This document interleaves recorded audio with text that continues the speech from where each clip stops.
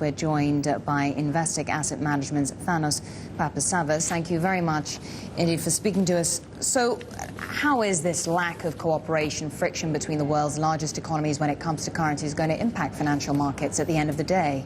Well, it's going to impact in terms of volatility. Certainly within the currency markets, we would expect volatility to remain elevated. We're not going to see the lows we had earlier this year. And we would expect both on the sort of the major currencies, but also on the emerging market currencies to see a heightened level of intervention. On the one side, the appreciation pushed by the market. Then on the other hand, we're going to see interventions, either physical interventions or discussions of interventions taking place to try and balance that. So everybody wants a weaker currency. We're expecting more intervention, but not everyone's currency can be weak at the same time, right? Well, so far, the only sort of major central bank which has not expressed a view for a weaker currency is the ECB. And we heard from Mr. Trichet last week that they're relatively comfortable, I think, with the euro's appreciation.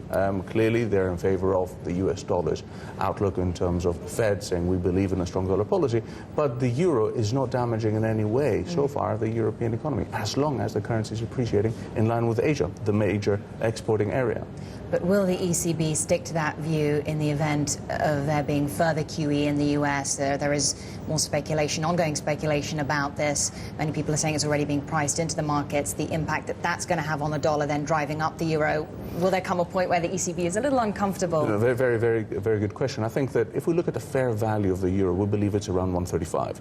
And we can expect a 10-point range from that. So 125 to 145, we would not expect any sort of a concern. If it starts moving above 145, closer to 150, especially in terms of the speed of the move, rather than the direction of the move, we could hear some comments from the ECB and generally EU policymakers. But we would not expect that yet until we see a break of 145 towards 150. And your expectations of the dollar in the next 6 months? We expect the dollar to continue weakening on the back of poor economic sort of fundamentals and the political concerns. And what does that mean for commodities, the price of gold? They've continued to hit record highs. That is likely to continue. Both the rest of the world seems to be growing at a good pace, maybe not as good as people would expect, but it's certainly showing the resilience there. And the US is continuing to disappoint in terms of its economic data surprises. We were speaking just during the break there about each country for itself effectively taking a unilateral approach. The IMF has effectively been appointed as currency cop, but I suppose the question is, do they really have the clout to deal with this? I think it's a very delicate situation to be in and highly difficult to try and bring together China and the US to resolve this core. There's a core misunderstanding or a core problem there.